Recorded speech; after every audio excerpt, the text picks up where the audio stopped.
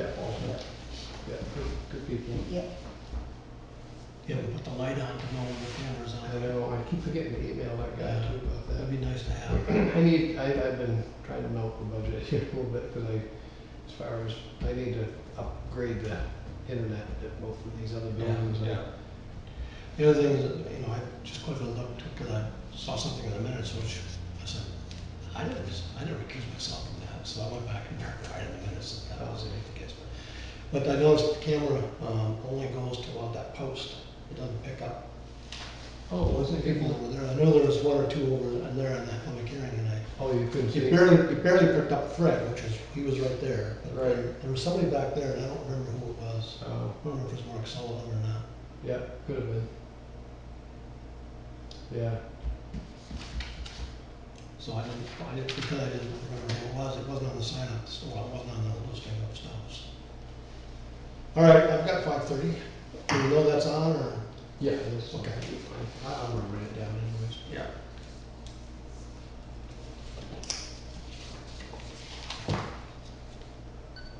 Okay, at 5:30 on June 1st, 2017, we will call the new Durham Board of Selectmen meeting to order.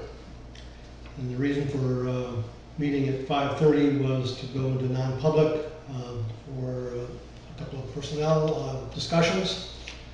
And so I will make a motion to enter non-public under RSA 91-A:3, Roman numeral 2A, the dismissal, promotion, or compensation of any public employee, or the disciplining of such employee, etc.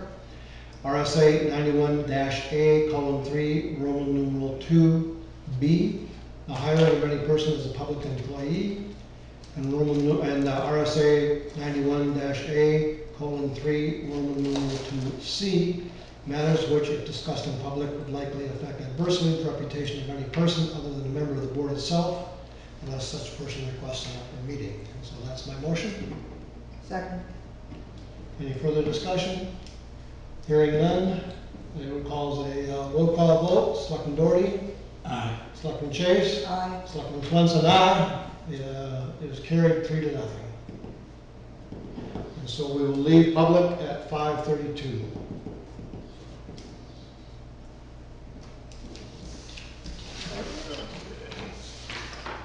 You want to turn the camera off? Yeah.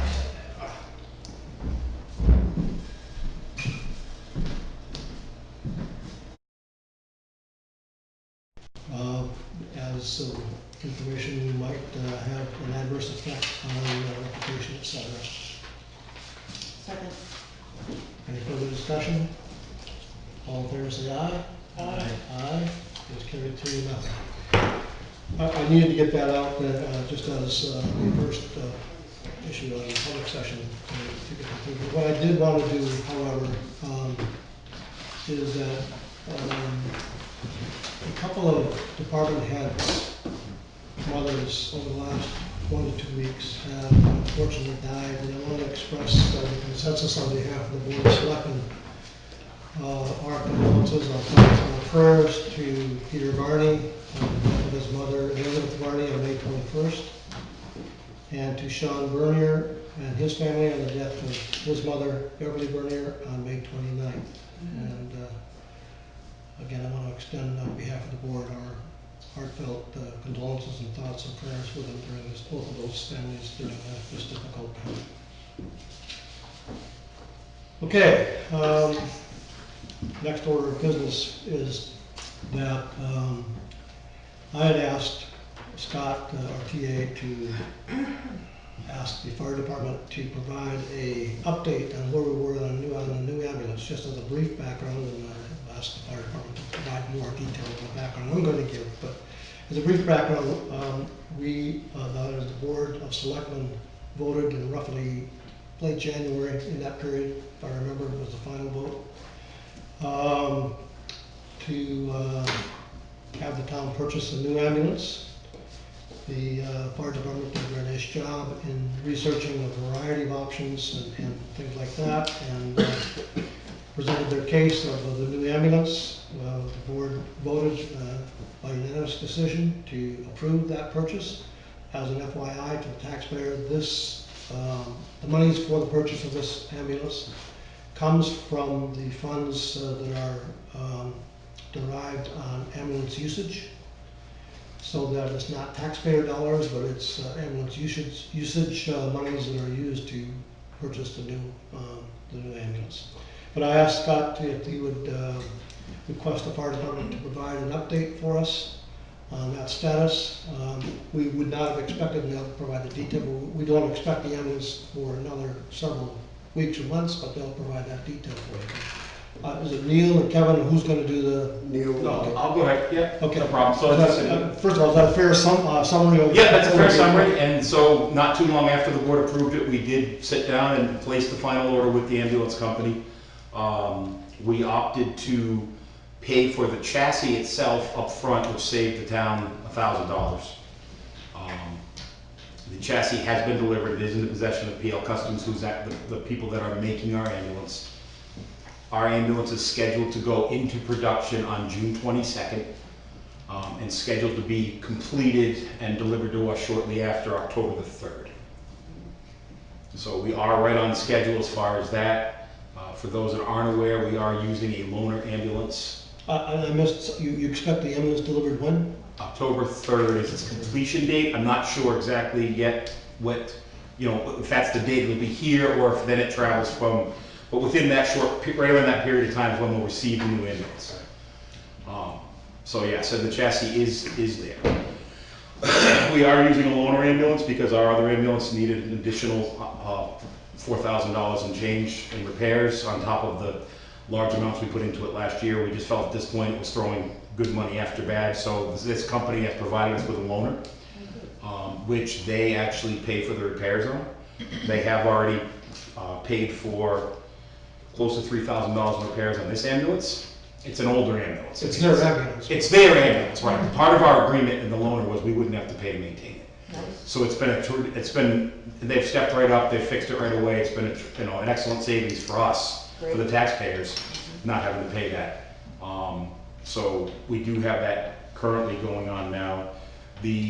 As part of the new ambulance, we also purchased, and cut me off by going too far, but not everybody knows the whole. We also purchased a new stretcher for the back of the ambulance. Ours has become outdated.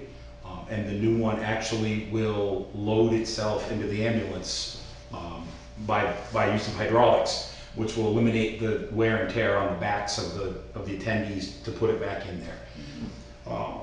So the mount for that has also already been purchased out of that same fund, and that was part of the overall package. That wasn't in addition to the total purchase price of the ambulance. Included that new stretcher and the new floor plate, which also will bring us to there's a new law coming that's going to change the requirements of how the patient's secured in the ambulance, because they found that the biggest problem in an ambulance crash is that the patient usually becomes airborne. And not only is that bad for the patient, but it's also bad for the people, the attendants in the back now are ducking, right? So this new ambulance uses this new stretcher, uses a new rail system that is compliant with the new, that's not even been, it'll be introduced into the law in New Hampshire this year, but we'll be ahead of the curve with it already. And also as part of that package with the stretcher, we purchased a stair chair that is motorized. Now a stair chair is something that we use quite frequently in this town with a lot of steps and up and down, especially up at the lake, to get people. It's a chair out that we're able to put people into and then we can carry them down. Well, this actually walks itself on motorized tracks down the steps. Again, taking a lot of that strain, I can attest, a lot of strain off of carrying the patient. So that's all that'll be, and that will be delivered to the station on or about, right before the new ambulance arrives. They'll come in and give us a full day of training on that as well, because it's a new type of system than we've used in the past. We actually changed companies. We've currently been using Stryker, and we've decided to go to the Furno system instead. So they will come and give us training. As part of the ambulance delivery, we will have the crew here from P&L Customs for a full day to do whatever upfitting is necessary. There will be some switching of equipment over from the old ambulance to the new ambulance. They will do all that for us. I don't want to put holes in the new ambulance. You'd expect all of this to be basically the month of October, November then? That would be within a couple of days of the new ambulance coming. There will be, The only wild card right now, as of now, and I have to get in touch with the state, we still have plenty of time, is to find out if I can get the licensing board here for the ambulance when it's delivered. If I can get them to come to us when it's delivered so we can get our license for it right then. Because we can have it all ready to go, but until we have our state license, we can't run it. So I want to minimize as much downtime as possible. There's going to have to probably be a day or two of downtime, but we are able to take it to Concord usually, and they can do it if we have to. So that's all part of that. I don't know if anybody's got any questions. I'm prepared to answer pretty much. I know this thing inside and out, so. I was only curious when you talked about the step down, which I think is pretty nice development. But I've seen step down. Is that slower than manual? I mean, if you're in a rush to move somebody, is that... It actually, honestly, moves about the same rate we can carry someone down the stairs. It moves pretty quick. We still have the option to carry it. So it's still the same stair chair that we have now with the handles and everything, but it also has the motorized tracks. There are some situations where we just need, those, whether you know, be the size of the patient or we've quite a few homes in this town where the stairs go around corners and. So you had to visit my house one day, but a few years ago, that was an issue. Yeah, no, so it won't slow down patient care at all. It'll actually make it safer for the patient and for us. Early on, when I first got on the board back in April, there was some discussion about you might be able to sell off some of the equipment. That is correct. I have provided the TA with a list of the equipment that's in the ambulance, along with the value of it and what will be reused, what is saleable. Because the reality of it is, even though we're not longer going to use our cot currently is motorized with the legs go up and down. We have a surrounding town that's interested in purchasing that from us because they don't have that and they don't have the resources to be able to purchase the new one. So we have that. That's already part of it. And there's some other equipment as well that we will. A lot of it will be repurposed. I thank you for doing it. As you know, I asked for this in January, so I appreciate that. And I've had it, and I thought it was given to everybody. Yeah. I just asked Neil First for a I've seen copy. it. Well, I I did that. You had it that week. Yeah. I said, well, you did. Let me rephrase that. I had it completed into the town hall that May have week. been some disconnect between your box and. That's the first I've seen it. So But yes. I do appreciate it. Yeah, no problem. So I did put that together as far as what we would be reusing. So when you said transfer, that's going into? That's going into the new ambulance. Quite a bit of the equipment gets transferred right in. I mean, it's there is one change on that we're going to need to speak to I'm going to have to request a visit with you guys at the next meeting. It's come to our attention this week. Unfortunately, we've had several cardiac calls over the last several weeks. A big part of a cardiac call is being able to transmit that 12-lead EKG that we do to Frisbee Hospital, because then they make a determination, is it safe to bring him to Frisbee or is this bad enough that we need to go directly to Portsmouth? Our monitor will not transmit. Upon doing some research now, I have found that our monitor will not transmit because it doesn't have the software in it to make it do it, and the monitoring company, Zoll, the company we have that monitor for, no longer supports that monitor. I am trying to track down, or I should say I have our representative from Zoll, trying to find someone in the country that has the software so we can bring that up to speed. But I'm not prepared to go, and I didn't have enough time to put it together for tonight, but I will request another visit where I can go through. I would like to propose that we do replace that monitor with the newer version, and I'll Is that the Zoll E monitor? Yes, right now it's a Zoll E, we would go to the Zoll X. The E series is no longer supported. They're not making parts for it any longer. And so that now puts that at a disadvantage at this point. Is it that unique that other ambulances and other fire departments around this area don't have that capability? No, they all do. We use They it. can't help you with... No, it has to be in order to do that, we would have to call mutual aid ambulance, hook them to their monitor, and then be able to do it, which would just slow the process down immensely. So, let me make sure I understand it. I mean, I do think that's a very critical piece, there's no question about that. But what you're looking at is seeing if you can upgrade the current one. So I'm working on, I am all done twofold, Mr. Swenson. I am trying to get the software, and as of now, I've not had luck him finding it. He is still to upgrade what we currently have so it will transmit. But coming to find out that ours is no longer supported, I've begun to do the research on, and it would, because it's over a $10,000 purchase, it would be able to come out of that same ambulance fund that the ambulance came out of. I have a lot of the background material right now, but I'm just not ready to give you a formal. Just quickly, the value you're showing here on this list, is that a replacement value? That's a replacement cost, yes. Everything on there is replacement cost. And how old is that piece of equipment? That piece of equipment is 10 years old? 10 years old. It did transmit prior, 2014 when they did a software update. It took that out, it took that ability out. So they're looking back, trying to find that software to reinstate it, like a later version, I guess you could say. So what you're saying is you'll come back? I'll probably I mean, you know we only have one meeting a month now. I did not know that, so I guess it'll be next month. I didn't find out about this. If you need an emergency or something like that, we can call a special meeting, but. Let me find out first if I can get this an upgrade, because if I can get this updated, it buys us some time, obviously. We don't have to, if I can't, then I think it becomes more critical, and then I would probably ask for an emergency meeting. So that's. It's in your ballpark. What's that? It's in your ballpark. Yes, it is in my ballpark, thank you. I'm on it, so, in my spare time. And then for the new select people, now, just so you're aware, some changes that we did in this new ambulance, we made some decisions. We've always run a Ford ambulance chassis, and that's always been the most common chassis. The Fords have begun to have immense motor problems, which is what happened to our old ambulance, where it became unreliable and it just was money after money. We've actually completely changed manufacturers after a lot of research, and we've gone to a Dodge chassis now.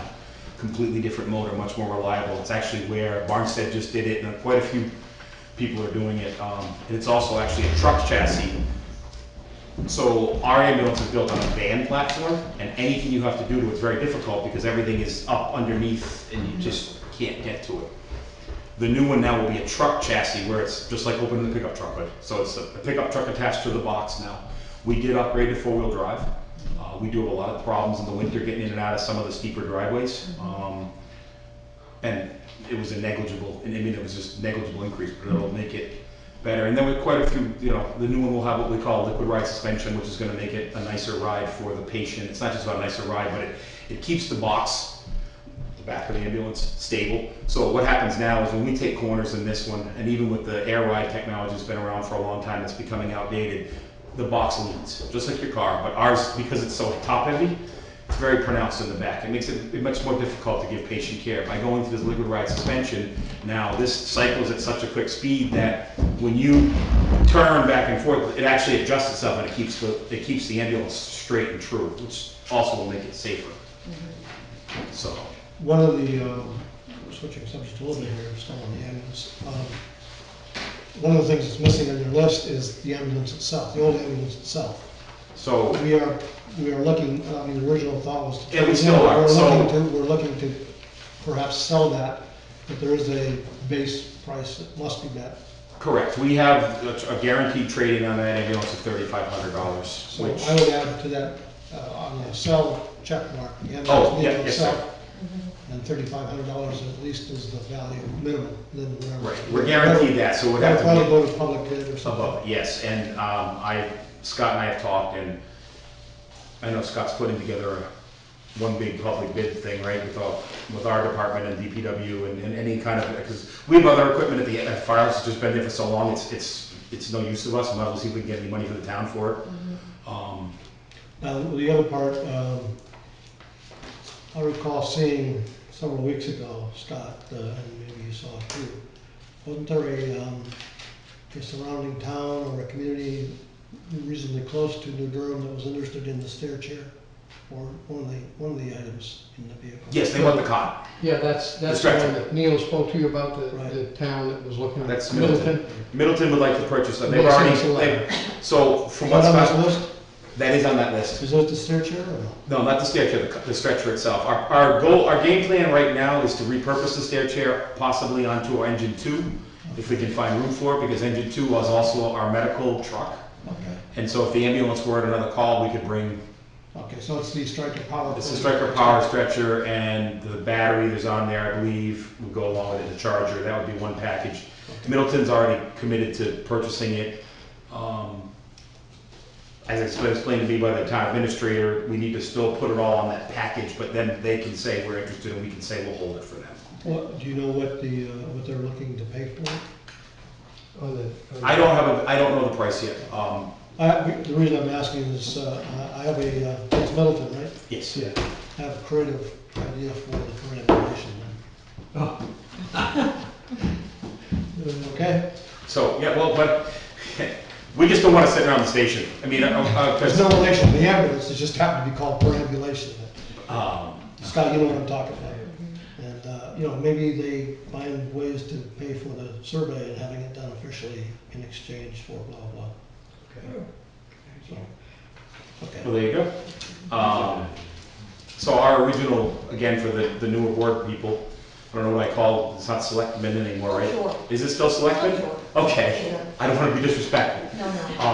To the newer selectmen, there's, our original plan was to retire our current utility vehicle, which is our rehab vehicle, which is a 1985, and keep the old ambulance and use it as a backup. At that point, we would have kept the stretcher. But with the amount of money this thing has taken to repair, it's so unreliable, it wouldn't be wise at this time. So that's, Okay. so it's currently sitting at the town garage. I don't know if anybody else has any questions. I don't know if I've covered everything. That is great. Thank No, you. I think it's great that you're Are cleaning you out willing- old equipment and moving forward. Yeah. Nice job. Are you willing to take questions? I don't know if the audience is. Yeah, I'll Are you take any willing to take questions. questions from the audience? Does the audience have any questions at all? Public? Okay, good. Thank you very much for coming and giving us an Thank you for having update. us. Just I have one quick question. If I remember, part of the package was one or two people from our department, fire department. Correct. Were going to visit the construction of this halfway through, two-thirds of the somewhere along the way. That was part of the purchase price, is 2 members get to go down to, I say on them, but we're paying for it ultimately, it's in the ambulance package price, but down to the factory to see it being built, to make sure everything's going right and get an idea of what it is. That would probably not be until, I think originally looking at July, August. yeah, I would say July, August I don't know if that's would be still- when it is. I don't have the time yet because they've got to get into it. Quite honestly, I'm hoping they get to it sooner. You know, I don't I'm know. assuming you would be one, and I don't know. I will if be one, and I it's- don't know who the other. Actually, as Kevin would go, and then possibly Mike Varney. The reason for 3 is my territory for my real job is New Jersey's in it, so I go there all the time. So we could go down as the 3 of us at no expense to the town. So it's in the The manufacturer. manufacturer's in New Jersey. Oh, nice. Yep. Good. Yep, it's all made in New Jersey. Just where you want to go in July. It's not a problem anytime. Or August. I never go there where it's easy. It's always a problem. Any questions? No? You're, Again, thank you very much. thank you very much for your time. Okay.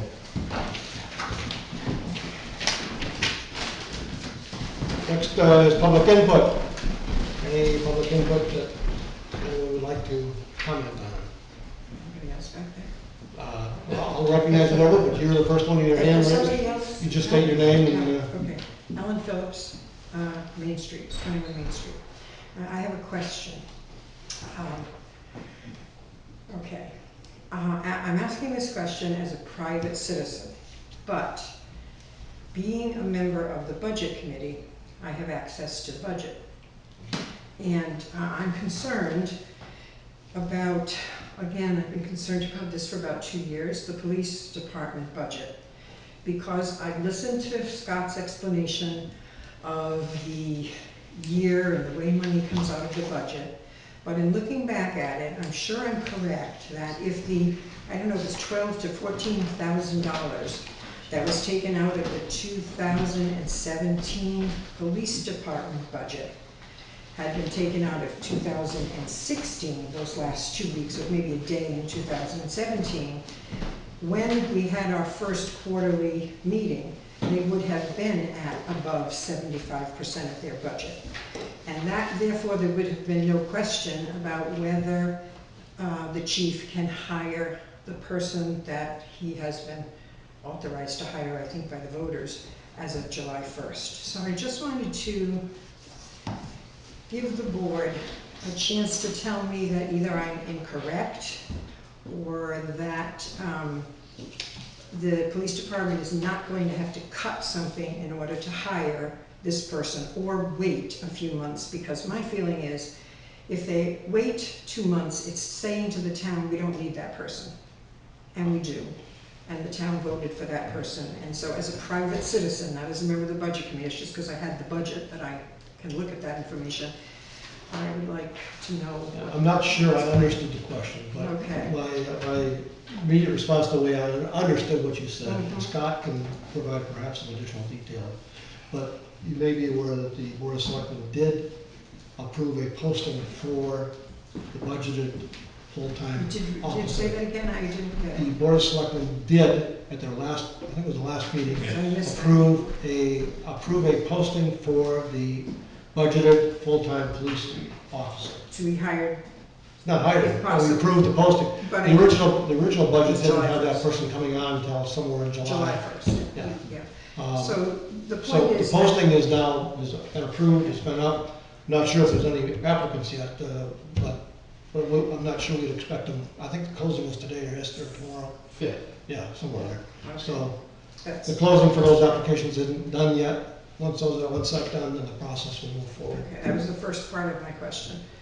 I guess the second part, I guess I'm not being very clear about. The is payroll that- question was that the last day of the pay period straddled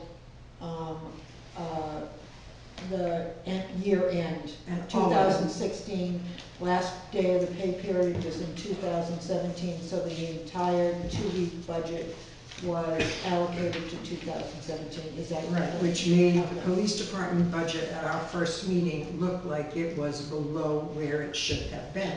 And I want to know, is there a way that that money is going, I think it was 12 to 14,000, I don't know exactly, I tried to figure that out exactly, but 12 to 14,000 dollars somewhere in there. Is there a way that that is going to be available to pay that 5th officer? Again, I think, and Scott, I think has some additional detail, because we have talked about that briefly. The key piece here is that the budget had 26 pay periods, I and get that's what it is. I get So that. it's irrelevant whether it happened on January 1st or December 22nd. I get that, but at that first budget meeting, it was the police department is one of the budgets that the police chief obviously didn't budget properly because he's No, down I below don't think you 75. understood. I understood that. No, no, no. I did understand You that. didn't understand, you didn't understand what I you're said. saying. What I said was, I the budget is there, so I think what we're really talking about is a timing issue. So are we going to do the budget, are we going to do the financing next year the same way we did it this year, which we had never done before? That money will come out of next year's budget to pay for salaries if 1 or 2 days goes into 2018? I need to correct what you said. Okay. We have done it before. It is, we were consistent with how we done it, based on my understanding. Based on my understanding, that is not the case. The Got case it. is that the Since finance. Since 2016, the budget's been built on 26 pay periods. Prior to that, they did it right to the last hour.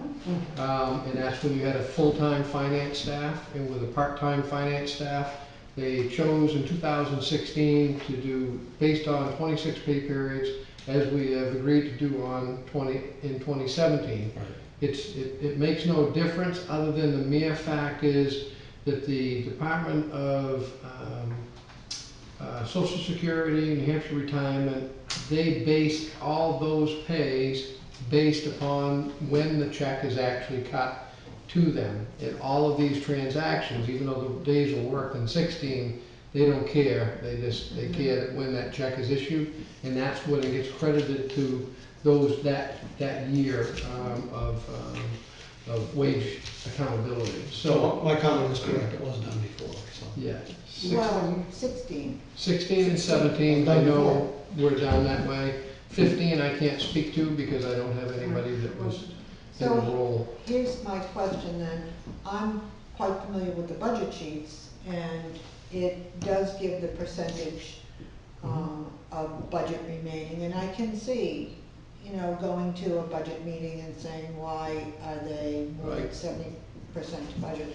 So the last weeks of the year. Mhm.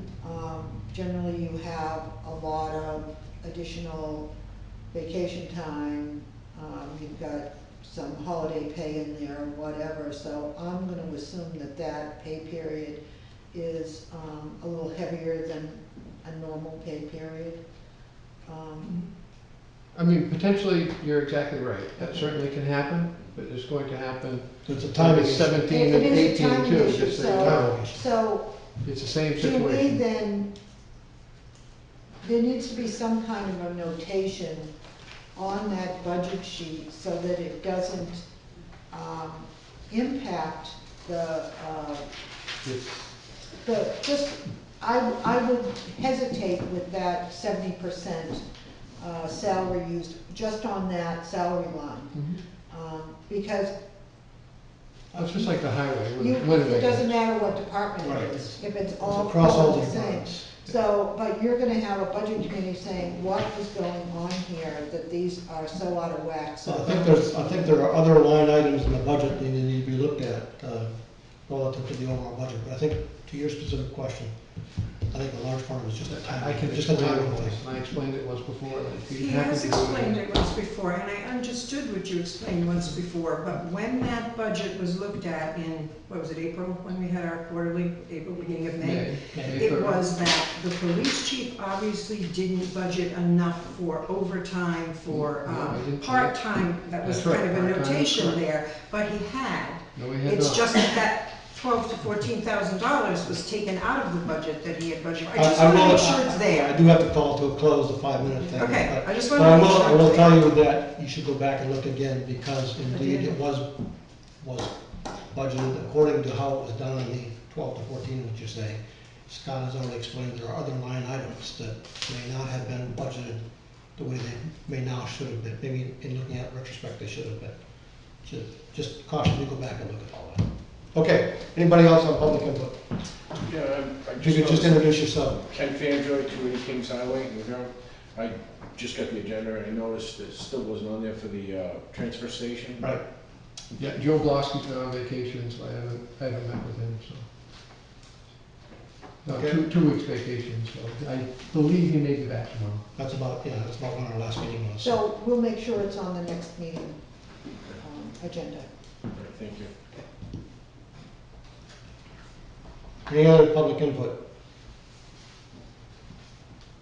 Hearing none, we'll go through agenda review.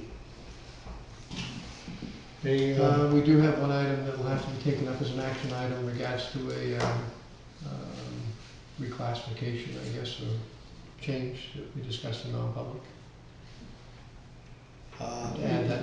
Yeah, where do you want to have it? New business, Yeah, you can put it in new business. under E, and what do you want to call it? I would call it a reclassification of a current employee. Well, no, it's actually DPW hire, basically, because we Yeah, posted it. yeah, but they're already an employee, so we're just giving them a different job. But it's a DPW hire because we posted it. It's a position that Right. part-time seasonal. So under E, new business would be DPW part-time hire, seasonal hire. Facilities and grounds. Okay. And you are right, part of that discussion will be what that job description classification is. Okay. Okay, anything else on the agenda? I don't think so. Okay, so you're up, Scott. Town administrator's report. Okay, a new item that we'll have, I didn't have a chance to type it out, but I do have a summary in regards to going with the month-to-month, to put together a signature consent manifest. You sign documents in between meetings such as timber tax, excavation tax as well. So you have, over the course of the past, it's only been 2 weeks, but have signed 2 intent to excavates, 4 timber cuts, and 2 town clerk weekly manifests, and 2 timber yield reports. There was also a request from finance to do an account transfer for the ambulance, for the items that have already been purchased, so that we can put that money back in the general fund out of the ambulance fund. And you did sign the MS 232, which is our appropriations reporting from town meeting. So that was signed in that as well. Those items are all for public review, and they're all in the selectman's office, and they're all kept together. So that's up there. What you want to do here is just summarize for the public and us, Right. those actions that we've taken since the last meeting relative to expenditures, et cetera. And approvals. Yeah, most of these don't have any, they wouldn't have any monetary tying to it as far as other than maybe collection of revenue, because those yield tax items are things that are billed out to folks, as well as the excavation, does have a yield portion to it as well, on that side of things. So that is part of that consent manifest. And the next item that I have is for the Public Works Department, a purchase order for All States Asphalt Inc. This is part of the 2017 road program. You have in your packet a purchase order and also a contract proposal from All States Asphalt. This would be for a segment number 1 of Berry Road, which would be to do a conventional chip seal of that section of road of 6,200 feet, 21.5 feet wide. That is from Route 11 to just beyond Berry Road. I'm sorry, just beyond Valley Road. And that is for the amount of $35,546.40. And they would expect to do that work during the month of June. To do that, conventional chip seal is where they put down a liquid asphalt emulsion on the top of the paved surface. That was just crack sealed up through there within the last 2 years. And then they put in a fine 3/8 fractured stone that they roll into that, and then they sweep that up afterwards.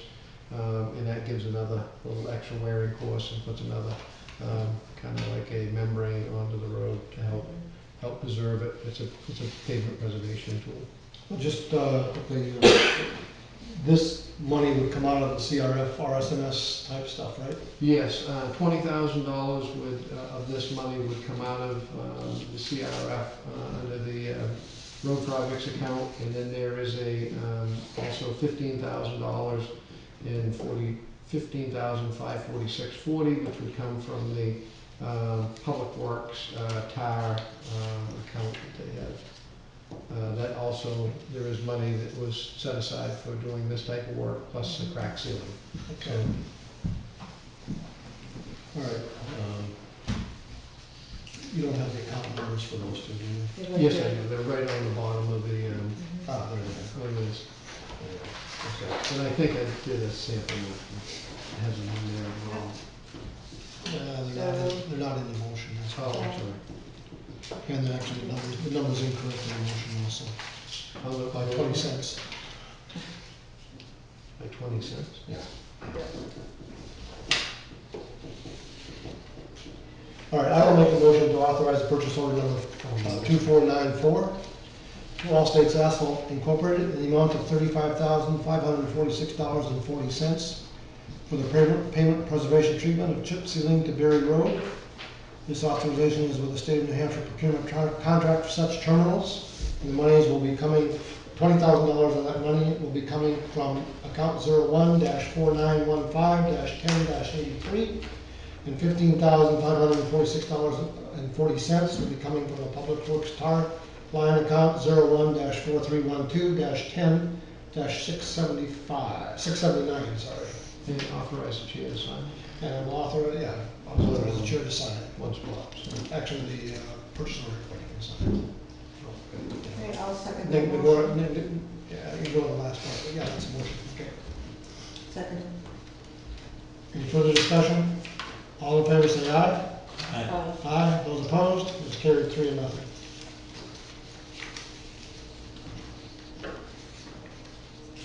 You sign? I thought you wanted to, I thought I you were signing. I said ignore the last one.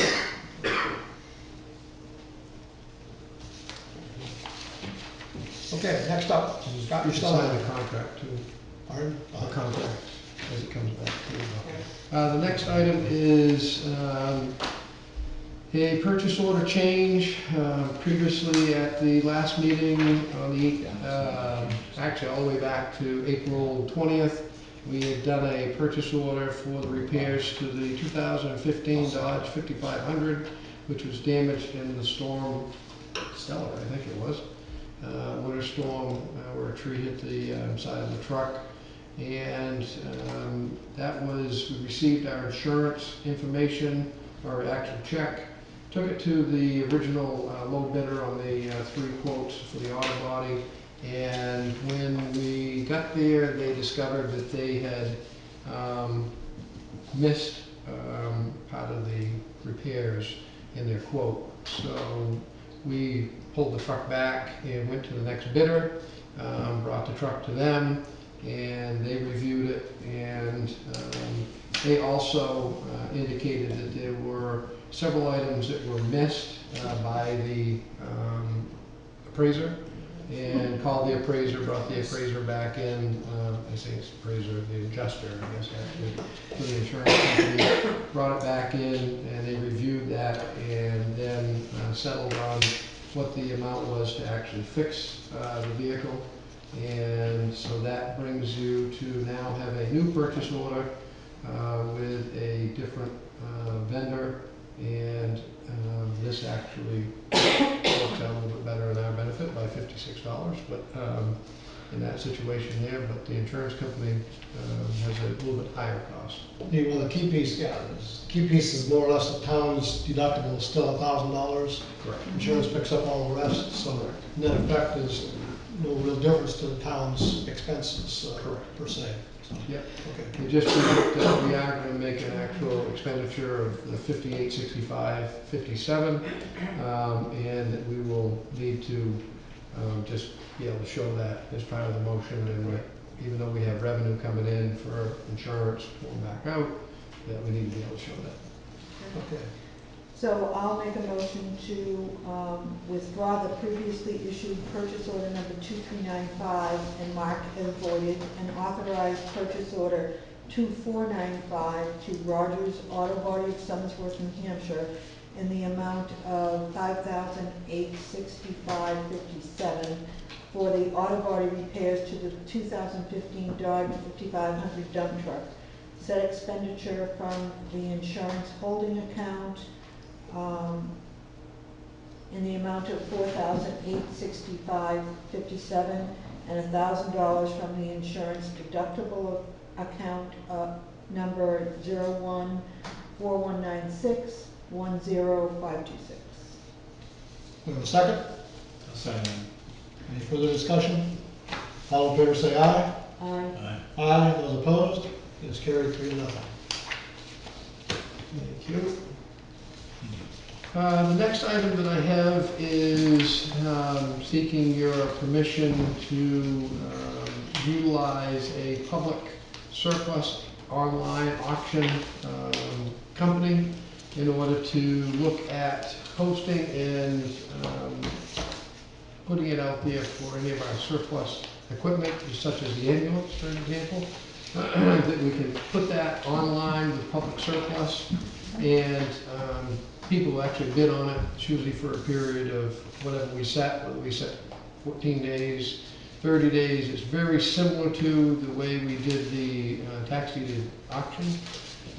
The company actually, any fees for their advertisement and or transactional side of things, they charge the buyer in that situation there.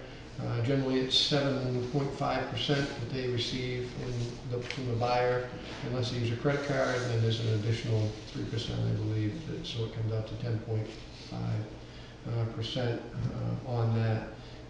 Public surplus auctions used by several different New Hampshire municipalities. There's several different ones out there. The idea would be this would save us in production costs, staging of equipment. It would allow us throughout the year that as things come up onto the, that are available for release for auction, that we can post them, put them out there, see if in fact we can find people to purchase them. Be able to have a link onto our website so that if anybody is looking, they can go onto our website, hit the link, go directly to it, see if we have any surplus equipment that is available, or you know, if we have air conditioners, or chairs, or tables. In the first instance that I mentioned in my report, we would offer anything that comes into the field to any of the other town departments, and the communication within departments itself. School could be added into that as well, in case there was something at the school that we might have. Usually we end up getting stuff from the school, so in that situation. But this would allow for us to try to liquidate some of the items that we had. It would also be for any item that we felt was a value of over $100. See what it brings, see what it brings us. We can set minimums on certain items, such as like for the ambulance, where you already have a bid of $3,500 for a trade-in. You would put that on there that we have a minimum, and they don't necessarily maybe post the minimum, I don't believe, but they do say that there is a minimum, and see how the bid ends up coming through that. So it kind of reminds me, I didn't do much with eBay, I've never done that, but it's very similar to that. I had a question. I read what you were trying to do here. Listing of the items themselves that are considered to be surplus. Yes.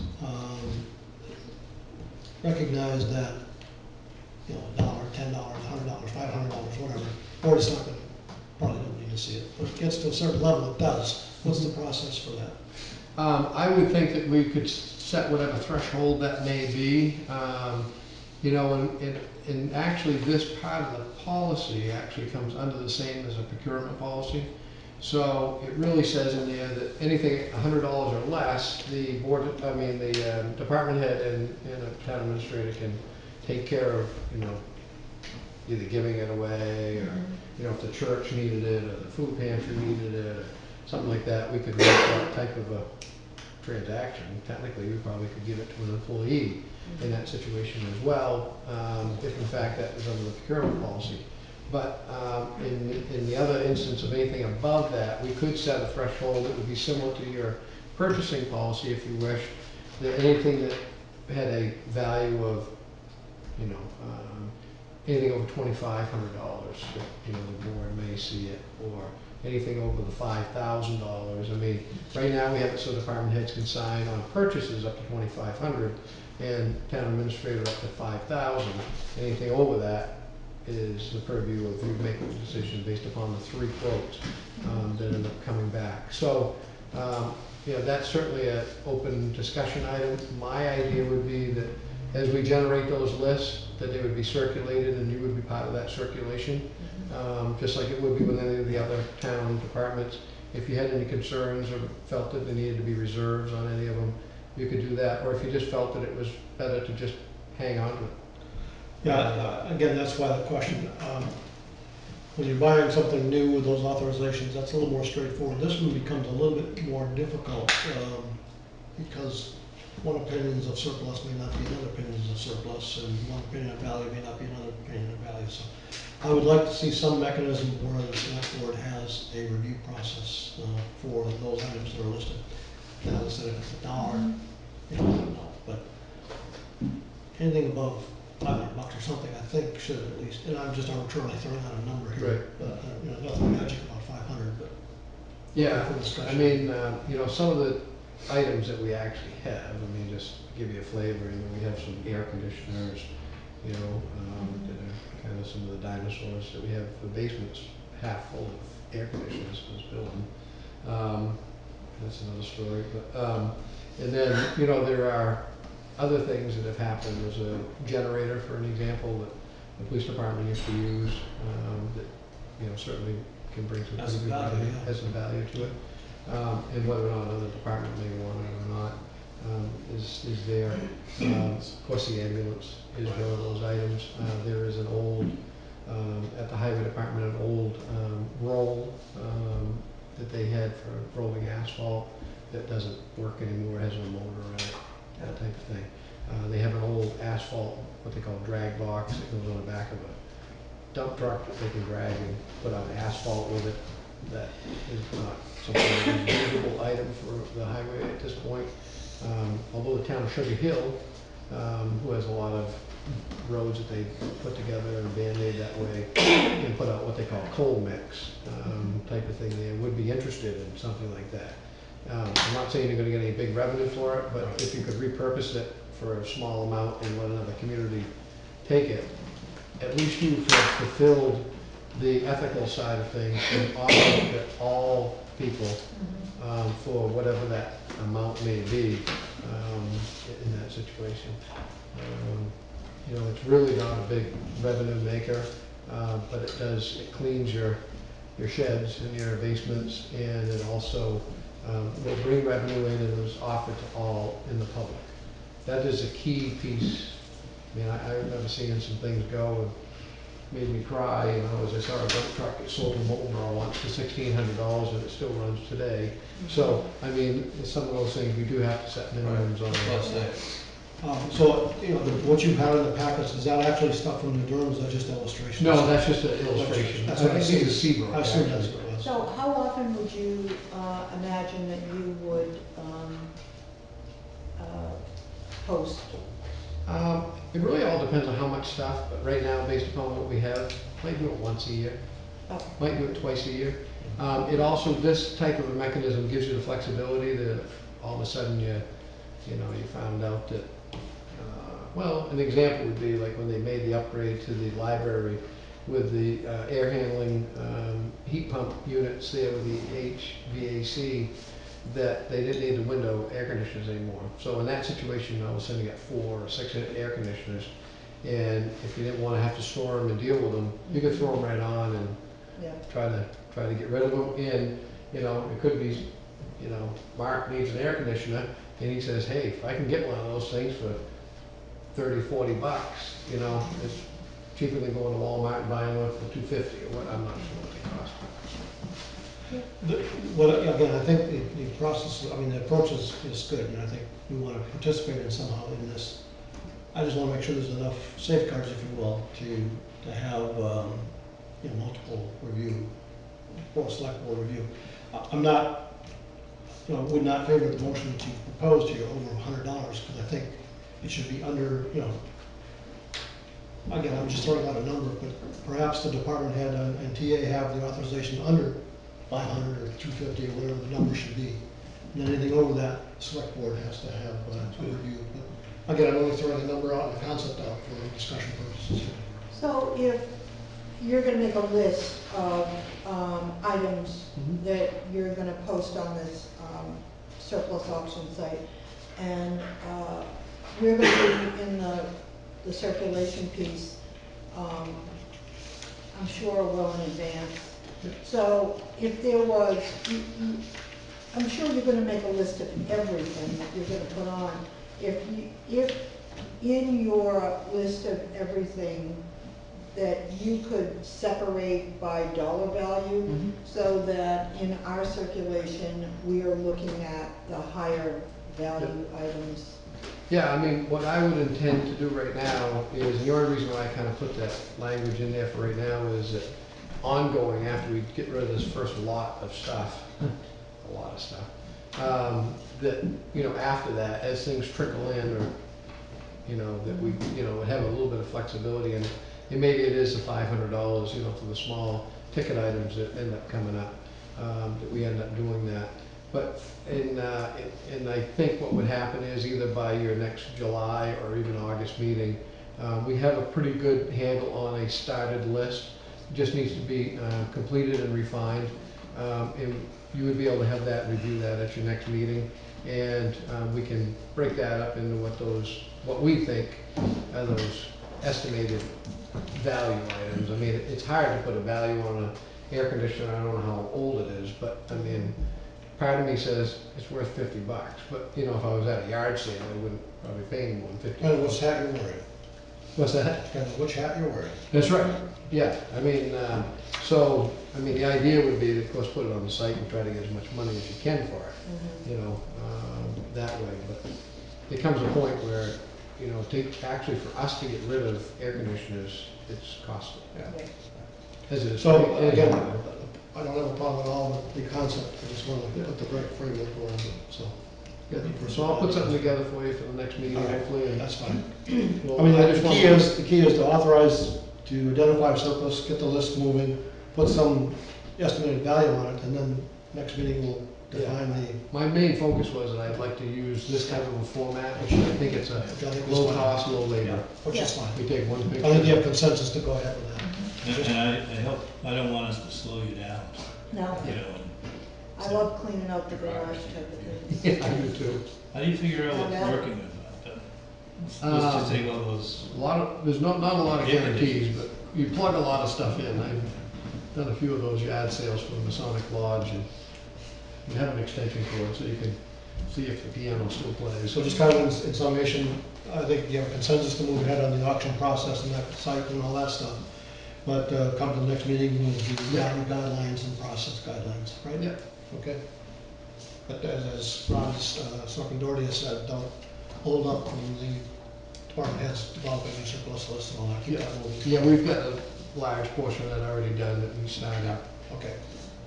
Good. Next item. The next item that I have is a proposed schedule for CIPC. This would be something, this is just a draft that I put together and timeline, looking at it to try to see if we could get through the process to have it end and/or around the time in which we would actually kick off budget.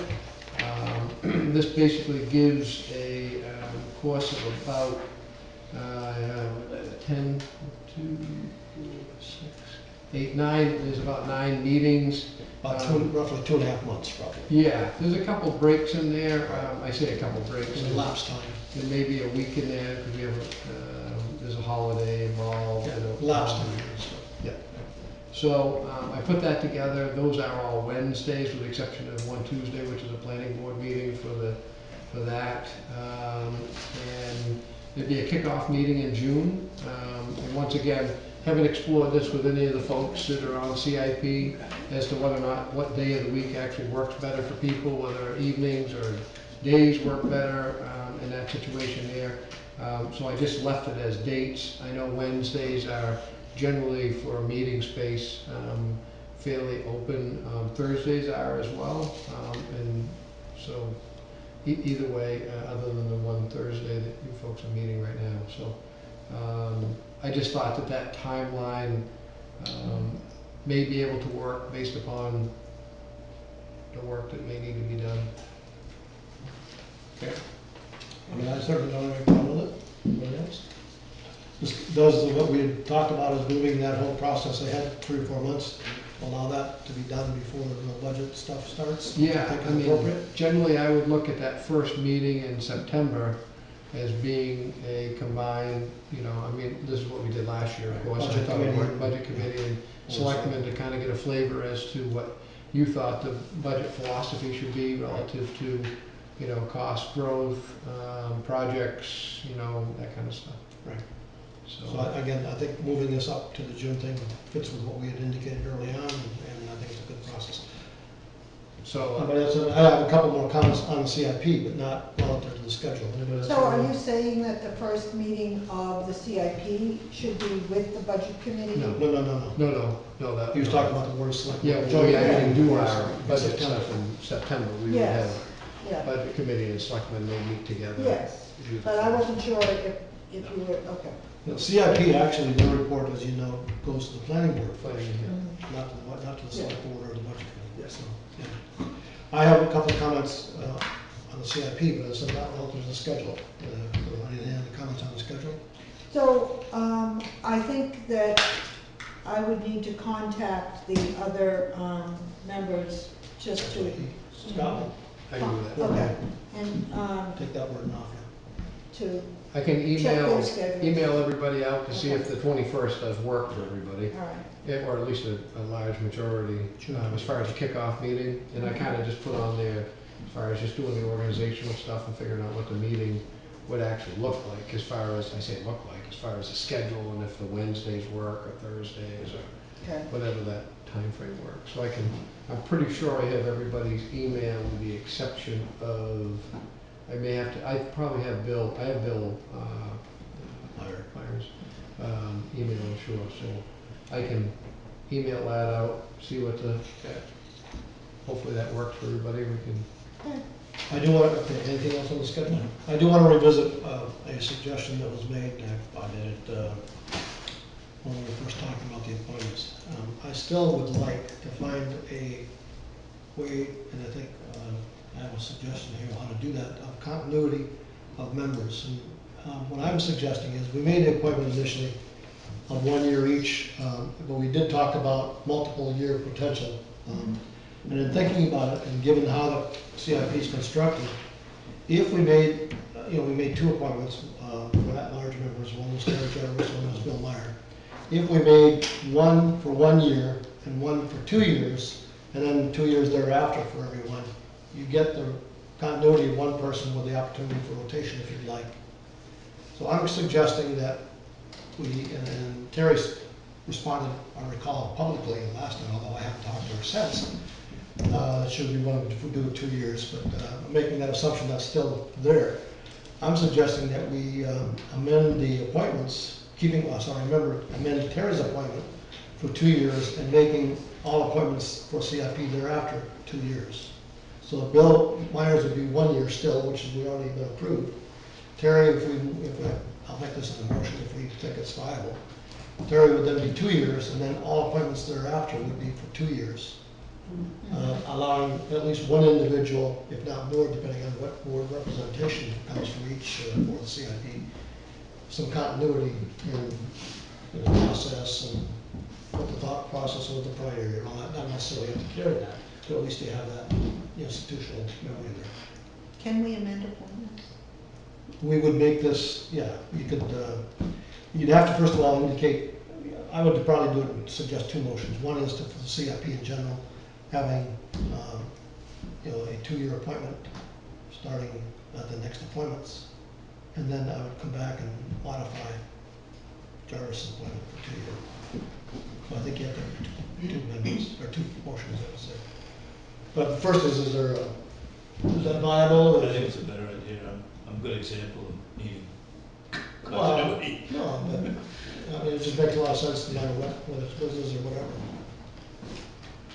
Yeah, I mean, I think your philosophy is correct. I think having the continuity and you can, having that, somebody to kind of help carry the institutional knowledge. I mean, it's nice that Terry is, signed up and because she has that prior knowledge of different roles that she's had in government. So that is very, very helpful, as it is for other members that have served as well. But as we know, sometimes not everybody continues to serve because of other things that change. So if we're able to have that, I think that's a good thing.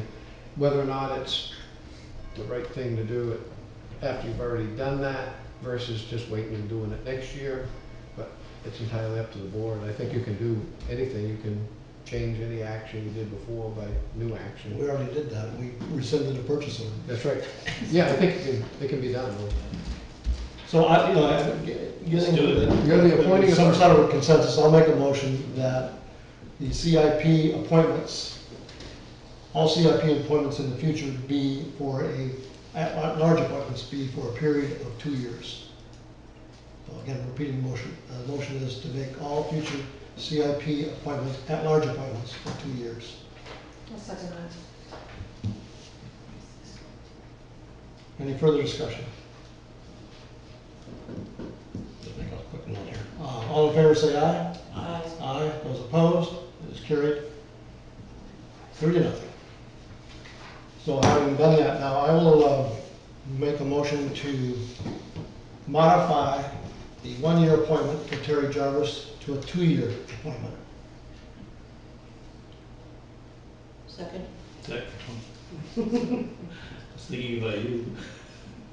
We'll wait for you a second. Any further discussion? All in favor say aye. Aye. Aye. Those opposed? It is carried 3-0. And that'll begin the rotation process, carrying some continuity and all of that.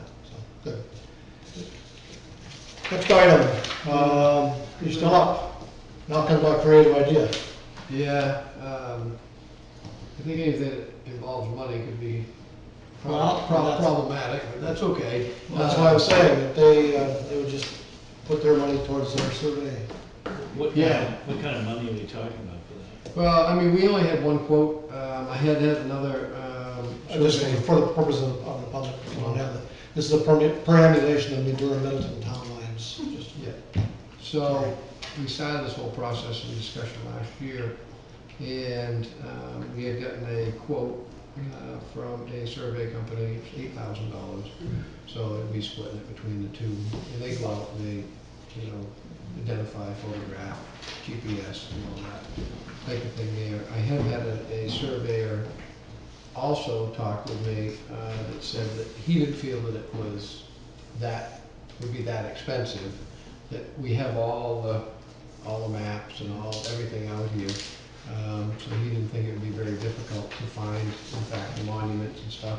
I think Kathy actually went on a field trip once, I don't know if it was that area. I've seen a few of them, I've been on pre-relations. Yeah, so, the selectmen in Middleton are willing to do a field trip.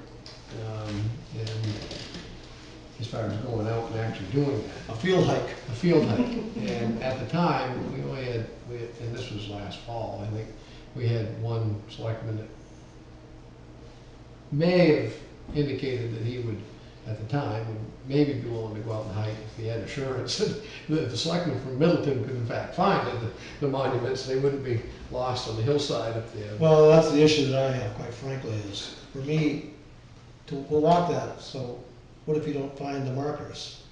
Wouldn't it be better to have those already marked when the surveyor does it at the same time? If they're lost? I've never done They them. were all marked already, so. Well, but Could what they if you can't find disappear? them? What if they're gone? I have not seen them disappear, because usually they're huge rocks, you cannot move them by yourself. And they're all chiseled.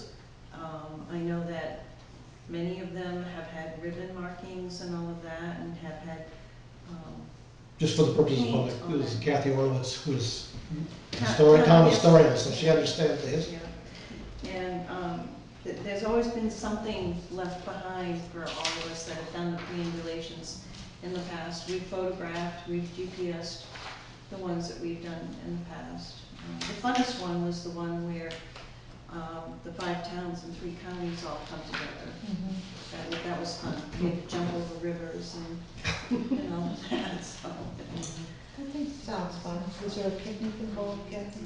Well, we were able to do this in a reasonable time. We didn't need a picnic. Now, to do the ones with Brookfield and Middleton and all of that, it may be best to pack a backpack. I have seen the one that's Brookfield and New Durham. I've seen that marker. It's on the side of the road up through there, so it's not hard to get to that one. Now, is the perambulation from years of somebody writing stories about it, someone else, is it really all that relevant? Is it just a tradition? Doesn't matter if it's relevant, it's a I requirement think you're by correct. Your RSA. state required to do it. It's a requirement, it's supposed to be done every so many years. The RSA specifies the frequency and who is supposed to be doing it, and a lot of towns have not, in the last 20 years, complied with the regulations. That's what We did, through what happened is, in the past, the Board of Selectmen would actually appoint a representative, and it usually turned out to be the road agent. Chickens.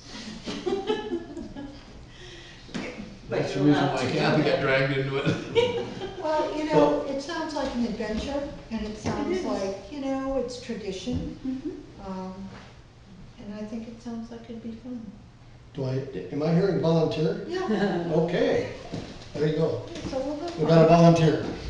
I'll bring friends. Who's going to approach Middleton about the possible deal? You are? Oh, about the deal. Oh, Well, if she I volunteered, think, I think the deal's out the window, to be honest with you. I know that it is from being over there this week, so you're not gonna get them to pay. We're gonna try a different deal. No. Well, if they want, Yeah. I don't know if you're here, She wasn't. there's a fire department equipment that they would like to get, but it has value, so. But if Selectman Chase volunteers, you'll arrange, you got it. As long as, I don't like poison ivy. And I don't like heights. You can't do that. You can't do that. You just wear long pants and boots. We like gators and you'll be fine. All right. In the canteen. Okay. Oh, In a backpack. okay. Wow, what's in the backpack? Food? Yes, picnic. Food, drinks, first grade, first aid Little kit, wine, grapes, cameras, cheese. GPS. All right, we're gonna call this one to a Cheese close. and crackers. Okay.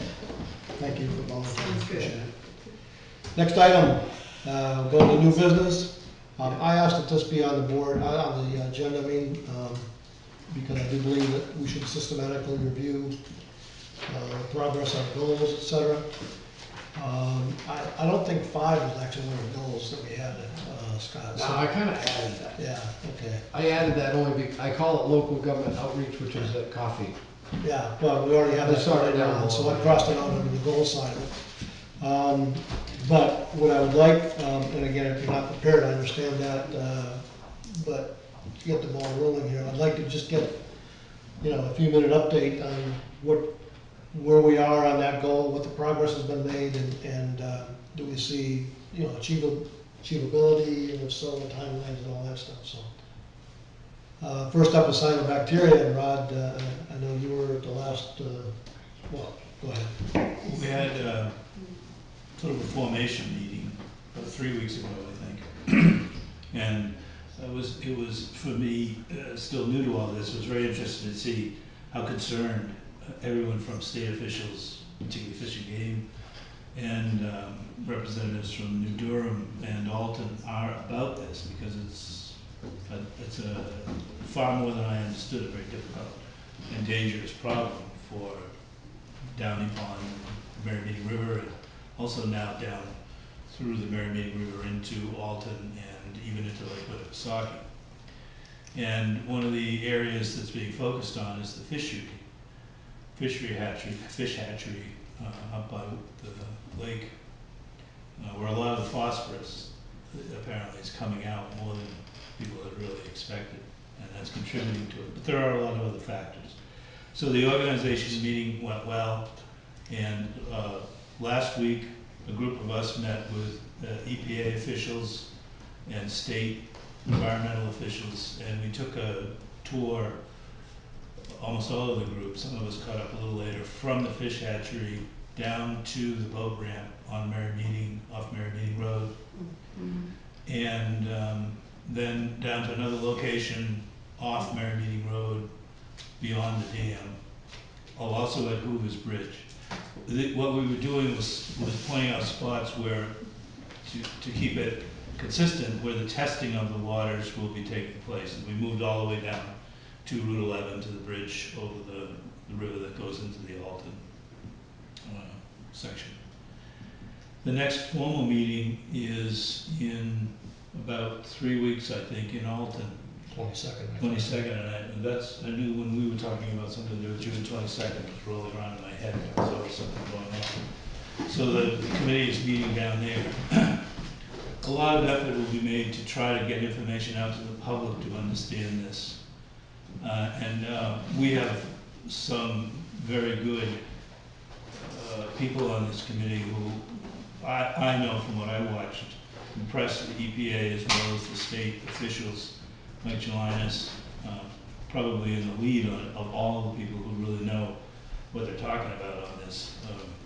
Mike's just a great treasure for us to have as far as his concern for this problem, and he really worked the EPA and state officials hard to understand and accept that this is a pretty serious problem. So with the cooperation that I've seen so far between the Alton and the Durham people, we don't know really where the state and the EPA are headed on any of this, but they certainly were complimentary when we were finishing up our session on how much knowledge, how much information is known here and is being tested, and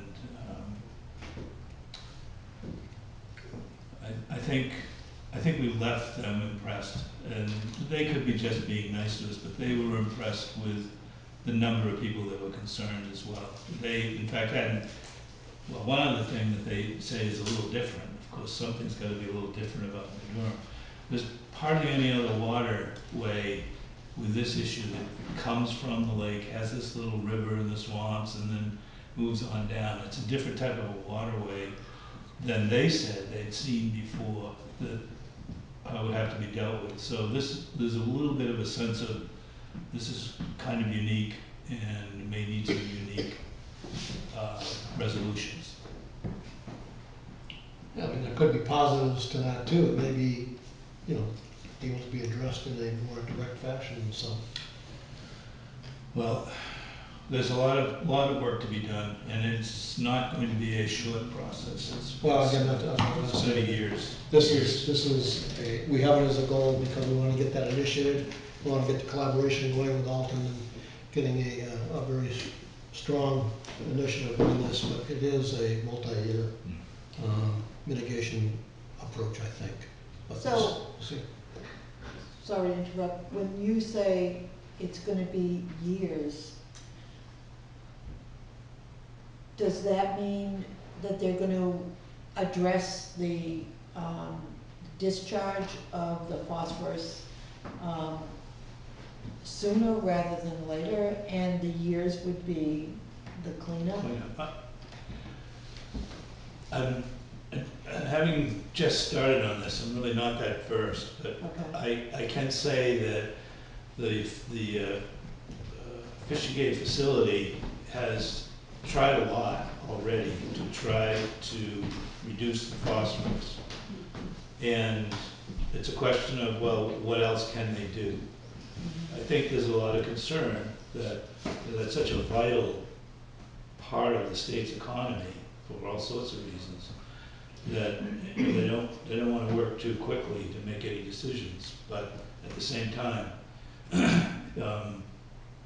while some might not be this strong about it, it seems to be a place that needs to be looked at. But it's solving that problem and how all the phosphorus, not just from the fish hatchery, but along the way with just natural occurrences every year, with all the deadening of the water plants, that just adds to the problem. And, there's only one way to fix that, you gotta do dredging. No one's gonna do dredging down that whole area, they never get permission on. So you have some natural occurrences and you have some probably man-made occurrences, and those are all gonna have to be sorted out. And then try to figure out how do you solve it. What was Mike Chalinas has a good philosophy. He just thinks, he's of a mind that you just need to release more water from the lake, for example, to get a bigger flow to kind of wash it out. I forget what he The called it. flows recently. I will tell you from a chemical point of view, undergraduate degrees in chemistry, dilution is not a solution. That's it. He says Dilution is not a dilution is the solution. Dilution is not a solution. Sorry. Well, I think the idea was if you can keep it moving, you might have a little less of a problem. But what you're doing is, Sending it somewhere else. well, as the federal political piece is, you're kicking the can down the road, is what the issue is. So. Well, I would say, like, as I said, it's very new to this, only got involved in the one meeting and then this tour. I think it's going to be very important, and I think some very good people in Alton and New Durham are working on this. I mean, the very positive thing from my point of view is Alton was very receptive to working collaboratively with Durham. I think it's a very, very positive, that by itself, I think is a very positive initiative, so. Good.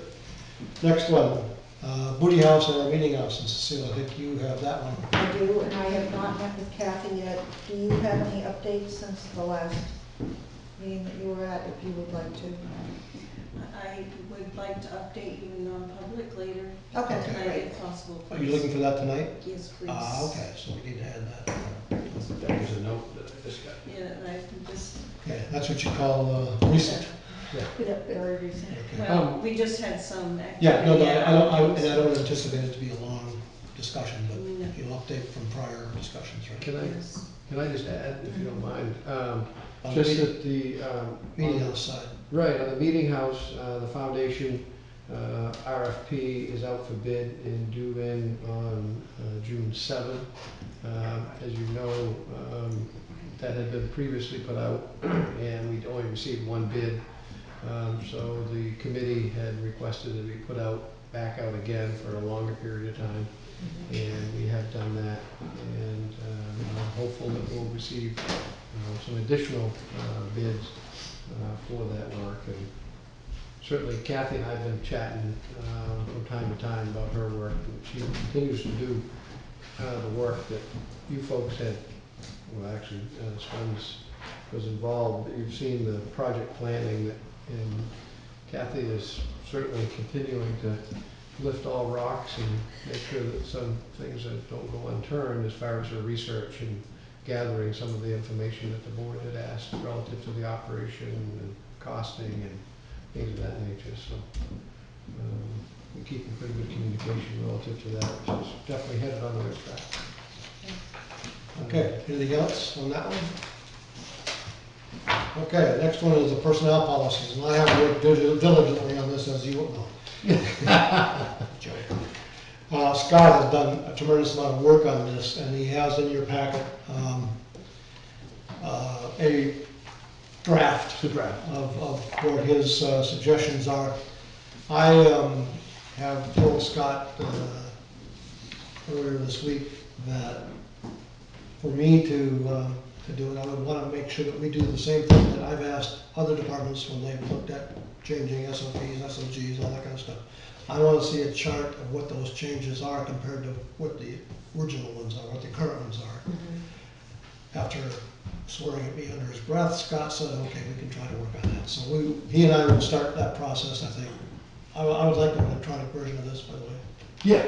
Just, you can mention that. Yeah, and I'll send everybody a copy electronically, so you'll have it. So then, if you want to highlight areas, or you'll notice, and it may not have shown on yours because I photocopied it black and white, but there are some areas where I have highlighted areas. So in my stuff, it would have come out yellow, but you may see enough shading there. If not, you'll see it on the electronic version.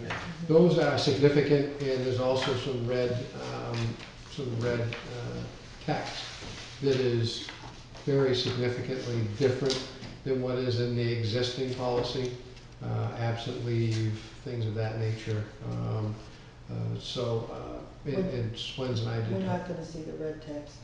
No, you won't see the red I don't text. know if you'll see it, Yeah. but you'll see it in the electronic version. Yeah. So if you get that electronic version out, again, I would like, I may call on other resources to review it as well. But Yeah. for now, you have the copy now, we've got the electronic version. Scott and I will begin the approach and probably divide it up in terms of how we work it. But we'll begin the approach of developing a table of old versus new. It won't be exact wording, it might only be, we had 10 days of vacation here, now we have 12 days of something or other, Right. Yeah, it'll be more of a, Swens and I talked about it, maybe a spreadsheet type of thing there, where going down through the different subsections in there and just pointing out the different differences between what had been existing from the 2000, and most of it was 2000. The first half was 2010. The back half, oh no, we started in 10, we did prove in 12. The back half, I believe, comes from around 2005 or 6. Yeah. So this is, just so you know, this is a completely different document. So it doesn't resemble it. It doesn't use the same terminology, language. It has similar sections in many cases. Correct. Yeah. I mean, it's got it's supposed to have and I use some of my other folks out there as far as not recreating the wheel that have done some pretty good work on this and pull that together and then grab different excerpts and put that in there. And I welcome all, wordsmithing, and I say wordsmithing, but really specified language in which will be clear for employees and for us for interpretation purposes going forward. So I think it's a pretty good document altogether as far as trying to include everything. There's a couple added appendices at the end that I didn't attach because I haven't actually settled on what the counseling, employee counseling form is. I had been using one that I had brought from Wolfeboro, but and it's a fillable type form, which seems to work okay, but I like to modify it just a little bit so it would fit. So, but it's pretty easy for anybody to use. So I would not probably anticipate that table to be ready by July, but I would think by August it would be. Yeah. Again, keeping in mind we have a meeting once a month, so. Right. So I think it's gonna take a little bit more than a month to develop the table and all review. Yeah, I mean, I'll be out for a few days just because I have a conference mid-month here. Right. So, But I would expect if you put this on the agenda for August 1, or first August meeting, I should say. sure. That would be good. Okay, any other questions or comments on that? I think I also have the strategic public works approach, and I can tell you not much has been done on that yet. This would be the first thing that we would try to do, and that would come later in the year. I would anticipate something on that along about October. Okay? I'll be asking for some data gathering before that from finance and others, but I would anticipate nothing real major in terms of milestones until probably October on that one. Okay? Any questions? All right, next, ethics training status. I think you have that. I'm sorry? I think you have that one. Yeah, I do. I got a call today from NHMA, and Dot had chatted with them earlier, and they did provide me with some dates and availability for the attorney to come and do that class. They provided the first one being July 6th. I said that may be problematic because it's during that week that has a 4th. And then they had the week, they had some time available during the week of the 10th. And then the week of the 24th, I'll be away the week of the 24th, but the week of the 10th, I looked at the 12th as maybe a possibility. And I guess the other question I had, and I talked to Swens a little bit about it because I couldn't remember, as to whether or not we feel that, I know we had a discussion about it as far as staff versus volunteers from committees and boards in that attendance and trying to fit that so that it works for everybody. And initially I talked to them, they're open, they can come in the evening, generally 6:30-ish. It's a 2-hour presentation that they do for the fee that they quoted. Or they could come in the afternoon and do something like a 2 to 4 type of situation there. So I know Joan's here, so I was gonna ask her if they, at the meeting, if you discussed which way was better. Was it evening? I think the evening. Evening? Okay. So we could set it up, if the 12th would seem to be a workable date for everybody. That is a Wednesday, I believe. Wednesday. It's a Wednesday. 4th of July is And there's no other meetings, you know. According to this Wednesday, CIP July is scheduled at 12th is 7. Oh, did I put that on that day? Yeah. So we might have to move either that or this for that. Or maybe, Yeah. Depends on what time of day evening is what I, for the ethics training. for the ethics. No, No, we're doing it at 6:30. Say it's in the afternoon, wouldn't conflict. And we'll try to get as many of the department heads that, can come to that. But if CIP is flexible, you might be able to move that to a 13th or something like that too. That's up to the CIP, Yeah, but yeah, you might. I went with the midweek Right. stretch type of thing there, and I didn't know if anybody else had any other conflicts. They're really open almost that entire week. I mean, I still have to check the date with them, and I told her I'd call her back in the morning because we were meeting tonight, so. Is this with the lawyer, the woman we wanted to? Yeah, Margaret. That's great. Yeah, Margaret Burns, she would do it. And she's going to be able to answer questions, not just present that we have. Yes, and from what I understand, Dot had indicated that she had some items that she knew would be good discussion points that she would send ahead of time to help that with putting together the PowerPoint and the discussion. So, Okay. so if it's okay, I'll shoot for the 6:30 on the 12th. And then Yeah, I we'll certainly- think we'll, and then we can- CIP can reschedule that date. So it'll be So you can 6:30 move to one 8, day 6:30 to on that 8:30. particular one only.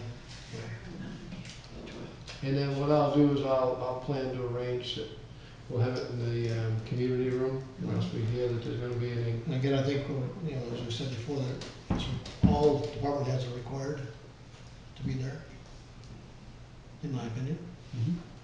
Any other opinions? It's just train the trainer, as I look at it, I so. would, highly suggest that they are unless they're on vacation. Well, there's a difference between suggesting and requiring. Well, I'm not gonna require them if they're on vacation. Well, I understand that part. So, and then I can arrange for we'll have some light refreshment there, so. Yeah, I think you have to require, and then if you want to grant exceptions for, Right. they can bring it to your attention as to why. I agree. Yeah. And then ethics committee, I'm sure the date's okay with them, I assume. I was kind of looking at Joan and Well, two Ellen of us because are here and God 3 knows. meetings on yeah, that night, so you can't jump off. there's 3 on that. So CIP I have will another one, reschedule Oh, also. you have another one too? an important one, but, On the 12th. but what are you gonna do? Gotta- Well, we have other nights that week. Yeah, we can shift it to the Thursday, if that's, I don't know how, Shift one to the shift for we can shift the ethics to the Thursday.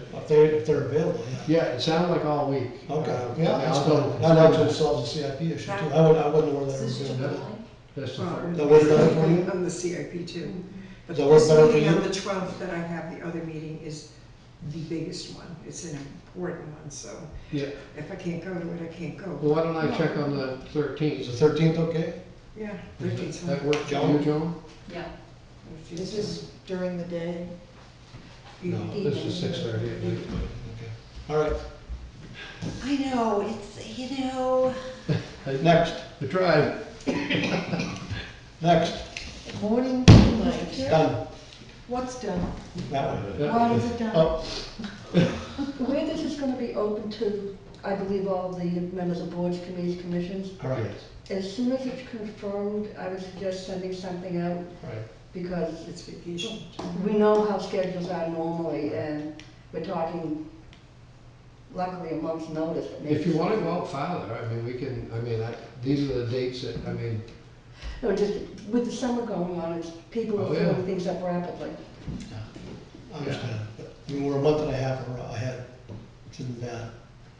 And again, I don't know that we can require commissions, boards and all that stuff, but we can no, require we can't do department that. heads. Yeah. Do we, You can invite them.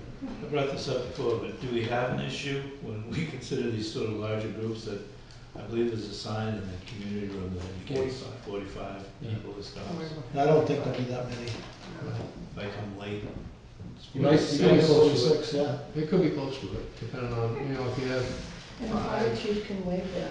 Pardon? The fire chief does have the ability to waive that. I think we're okay. All right, next. the next one is coffee and. Coffee with the town. And well, again, that's arbitrarily a name. I'll have something on the next meeting. Next meeting? Yep. Okay. Postponed. Okay, And- next item then is, let me pull up information. Yeah, you got that. The select board, as we mentioned this more recently, when we came into, we entered public session tonight, has gone through a very extensive multi-week process of employee performance reviews and all of that, and then used that information in a systematic way, which somewhat parallels what we did in 2014. Well, so for Terry, she understands that, but didn't really happen too much in 2015 and 2016, but we have a very systematic and I think appropriate approach that the current board felt was the way to approach this. We have asked Scott, once all that performance review process was done, and then once we have defined what those results mean relative to merit increases, to then take that initial review and develop a cost impact, which he has done. And the board, I think, is ready to move ahead with those actions for employee wage changes. So unless the board has other things they want to add relative to that, I'm going to go ahead and make a motion. Any other comments? Just a reminder about going back to April 1st. Right, that'll be part of the motion, right? Any other comments? No. Okay. So, having said that, I will make a motion to approve the 2017 wage adjustments and merit increases for the town staff as defined in the board packet dated 6/01/2017, with any modifications, all that have been made to that. With said increases retroactive to April 1st, 2017. The total amount of the increases will be approximately 19,000. I'm going to round it to the midpoint, $19,500. These adjustments are in alignment with the wage philosophy set forth in our 2016 wage study. So that's my motion. I'll second that. Any further discussion? All in favor say aye. Aye. Aye. Those opposed? It is carried 3-0. I'll, once I make those other corrections there from our non-public, I'll put a signature block on that as well, so that you can sign off So on that'll it. be up in the, And I'll put it on there. and the increase of all that information is public information. I just referred to it because I didn't want to read all of those information. It is public information. It's available. If anybody would like, please just ask Scott for that information. Okay? Next item is the one we added. So just following up with a little bit of background here. At the last Board of Selectmen, regularly scheduled Board of Selectmen meeting, the board did approve a posting for a Department of Public Works seasonal part-time employee under a certain concept of what that job description might be. We have since that time modified the job description a little bit, and we do have one individual who has applied for that posted position under that modified job description that we have talked about. And so I will make a motion to hire, we have the employment application here. I will make a motion to hire Allison Perkins to the position of seasonal part-time Department of Public Works employee at a rate of $10.25, effective June 2nd, 2017. And because time is of the essence relative to the seasonal employee need, and having vetting already completed, because the individual has an town employee and all that background check has already been done, I move to waive those, the policy on those items. And then further, move, as part of the motion, move that the chair be authorized to sign the PAF, personal action form. So that's my motion. A second. Any further discussion? All in favor say aye. Aye. Aye. Those opposed? It is carried 3-0. Last item is on the agenda is tax deeded properties.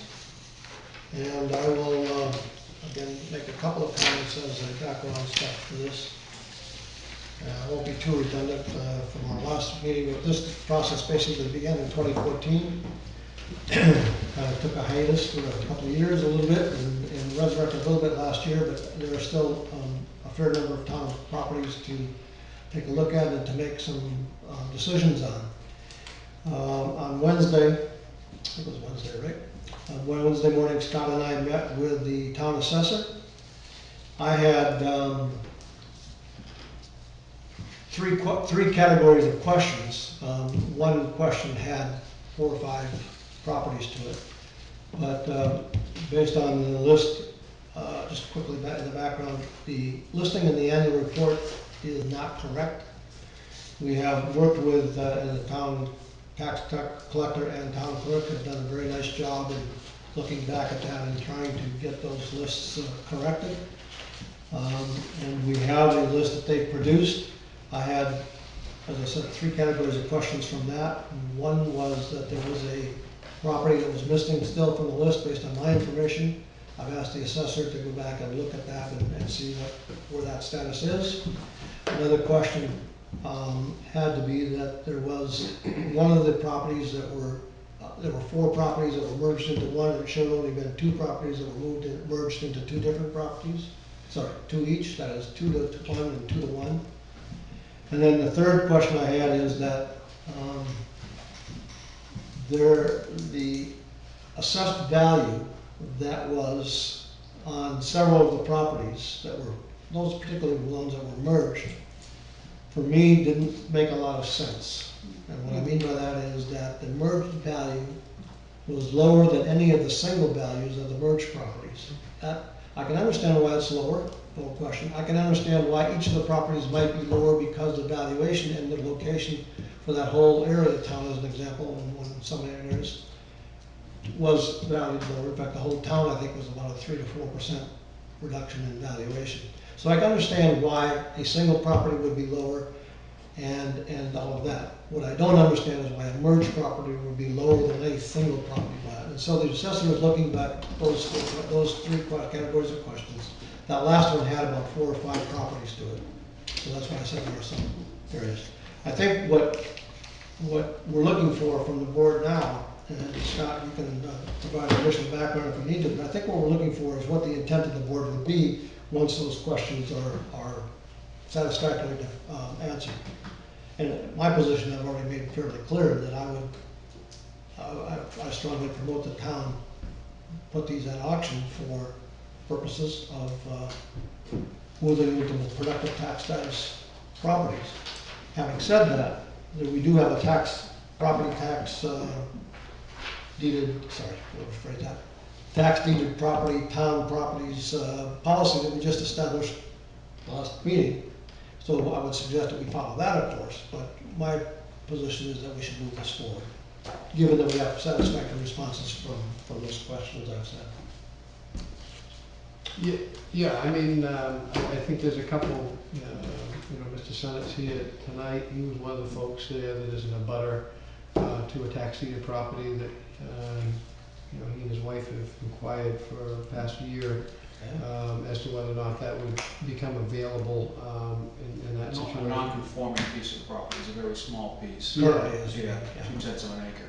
Right, and I think that was part of the discussion, I know that you and I have had as to whether or not those type of properties would be offered to abutters so that it can become then a one conforming lot. Merged into one property. And that was our whole intent, by the way, when we did the merging decisions back in 2014, as Terry will remember. The whole point was to try to make those properties more conforming. So it's consistent with that philosophy is what I'm saying. And so a couple different things would be to identify those and see if the folks that have inquired, such as Mr. Sennett, The abutting pieces. the abutting pieces, and whether or not, in the first instance, we could maybe take care of some of that type of business before you then take a look at the list to see if in fact. Well, again, we have the policy in place. Yep. So we should absolutely work that through the policies, processes, et cetera. Yep. But again, I'm looking for the consensus of the board to instruct Scott how you want to work it. I personally figure to give the abutters the first opportunity. I absolutely agree, and if those pieces have been reviewed by the assessor, and there's no question about the value, I don't see why we don't move forward with those pieces that don't have questions, just to start to clean them up. Yeah, I would agree with that. Yeah.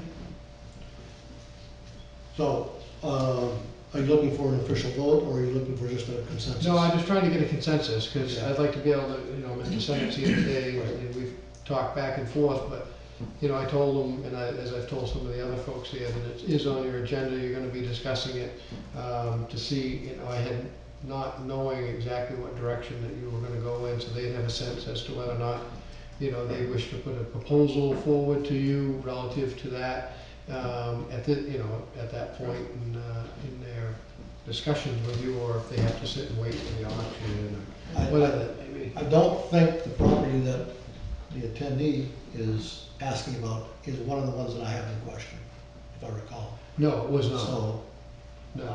yeah, I think, based on what I hear, I think the consensus is, you have the policy, use the policy. I think consensus is, the idea is to move those properties that can be moved according to the policy as soon as we can. And then the other thing is, I wanted to make the board aware of, I had Amanda today go through and pull all the tax cards on all of those properties that are on the list, and did a photocopy of the map of where they're located, so you can get a visual. And I'll leave these in the selectman's office. I did not make them for everybody, just because I think that the list. Save some trees? Well, I'm just trying to figure that it might save a few pieces of paper. But if you, you know, I mean, if you have, I would just bring a pad of paper, and if you have something you wanna, some, in past, you know, past members have taken and made a copy of it, because they wanted to go out on an old field trip and find out where it really is, and, you know, that kind of stuff there, so, I can certainly get you copies, but I just thought if, you know, we could save a few trees. Yeah, and just to quickly sum up, while we didn't define an exact date for those questions that I had for the assessment when we met with Scott and Jeff Earls, what I asked them is do the first two first, that is, resolve the questions on the merger first, and then the question of where the missing, there's one, as I said, there's one missing piece, so resolve that first. It wasn't on this list of the town's Randy report or in the updated list that they worked on. And there may be an explanation, I just don't have it yet, so get those answers first, then work on the assessed value, because once we have those, we can process it. Assessed value is only a reference point. Just a question we may have discussed, and I don't recall, regarding the abutters, are we contacting them? It's policy, yeah. Okay, that's part of it. Policy, yeah. And then did we set a period of time that they'd have to make some kind of a commitment to us? I don't know if the policy speaks to the time period, but But it would be worthwhile to do that. Yes. I agree. But yeah, again, this would be a new contact, if you will, because you now have the list, you know, current list. You identify the abutters and make a new mailing and new contacts for that. But I agree with you that it should be defined. Maybe that's what we should decide on. What would be the appropriate timing for a response? I mean, I would suggest probably 30 days, but that would be my recommendation. Yeah. Would be 30 days. Okay, let's do that. okay, consensus is 30 days. So. That is what was used when we Yeah. all go to a budget Yeah. report. That's what I thought. Yeah. But I wasn't, so. Any other comments or questions on that? Our hearing none. We don't have it on the agenda. I will open up to any public input for a few minutes if anybody has some follow-up. I know that Kathy wants to go into non-public here, which we will do shortly, but wanted to open up for any public input if there were any as a follow-up. I would like to congratulate the board on its efficiency. Yes. Thank you. Well, that's, It is the board as a whole. that's been, It is the board as a whole, there's no question. So thank you for those comments.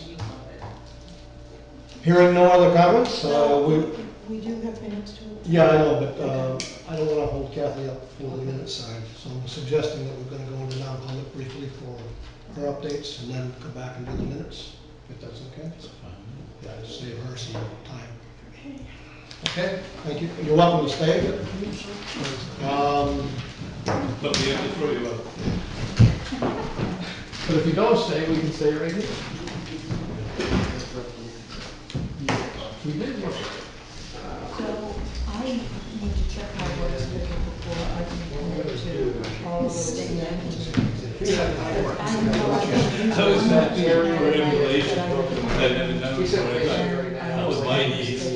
Mine is beginning, and you know, talks. I mean, look, it's not Nursing homes. what you could do Said you would tell is them before you walk into older people stand, adjust. Yes. Then walking, I'm beginning to have to stand and adjust before I There's walk. something about it. Yeah, it's happening. It's happening. Things out and edge down, so it's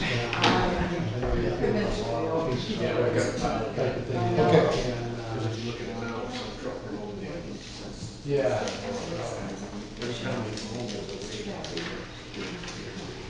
Yeah. You know what I mean? Just, yeah, I feel like I'm gonna tip right over. So, I don't have a date yet when we're paid, so when I do, You are on TV, Scott, you know that, right? what's that? You are on TV. Yeah. At least I'm doing it. Hang on just a second.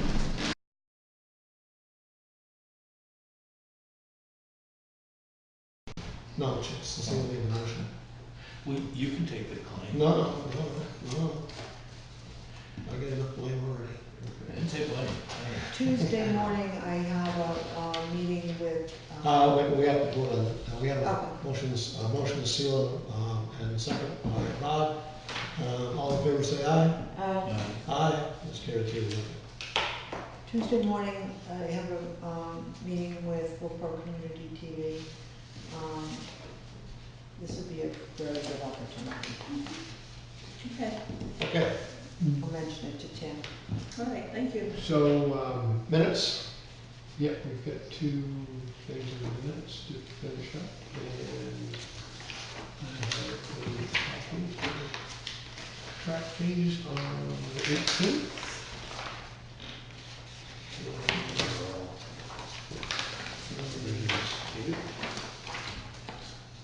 Yeah. Be in touch with you. Yeah, we can put that together and send it off to legal and then we can get it to Bob. And then I think after that, then we can, we'll have that meeting and then it'll be good.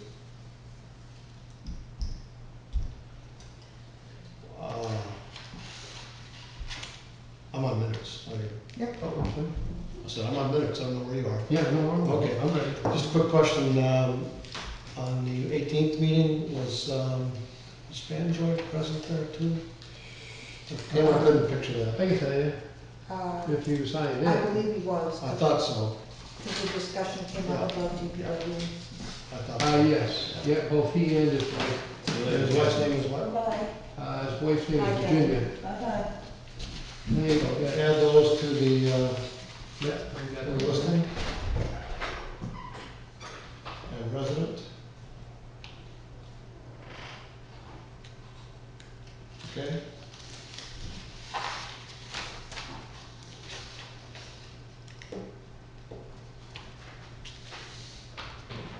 Nope, we got another one on there that was missing.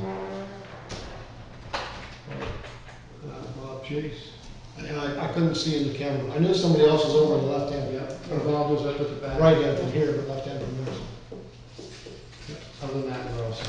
So I added the 2 Kenny families. Fanjoy, Virginia Fanjoy, Bob Chase, all residents.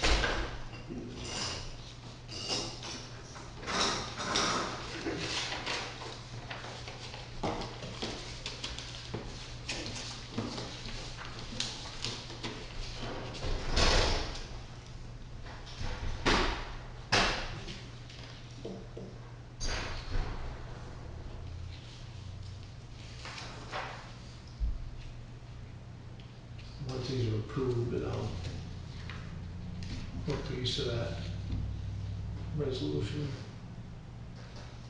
record them on the town clerk. I'm sorry. Yeah, resident, Yeah. this will go with resident.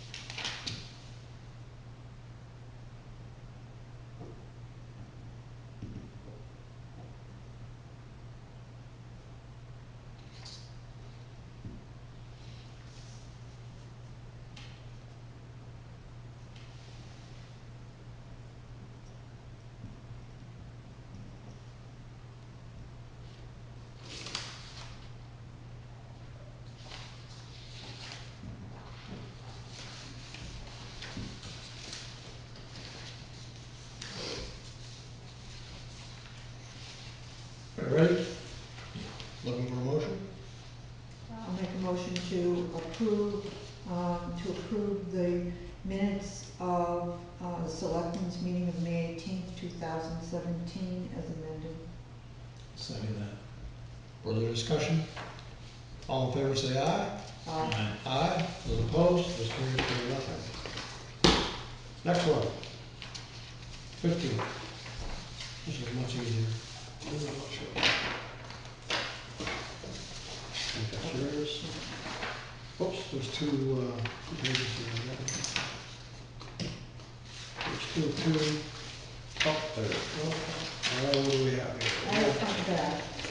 I think that's it. That's it. This is page 2 by itself, I guess. Oh, maybe it just got sucked in the machine there. I had a few malfunctions the other day. I was finding paper everywhere. Did you confirm it was lot 027 versus 207? No. I can, it's a 15. Do I have it? I don't think I got it here. I have the folder upstairs. The original? Huh? The original of the 14? Yeah, well, the original had 02, or 20. Let me look here.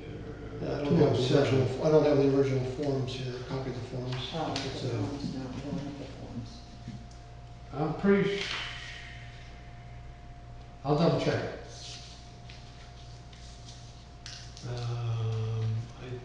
I have a copy of it upstairs. What we can do is just say subject, that modification would be subject to your Yeah, I have a copy. confirmation. Okay. Everybody else okay? I'll make a motion to approve the minutes of the Board of Selectmen's meeting of May 15th, 2017, subject to confirmation by the town administrator on Veteran tax credit, veteran town tax credit for map 101, and the lot is in question, either 207 or 227. You have a second? Second. All in favor say aye. Aye. Aye. Those opposed, this carries 3-0. Anything else? So, Scott, I mentioned to Swens, I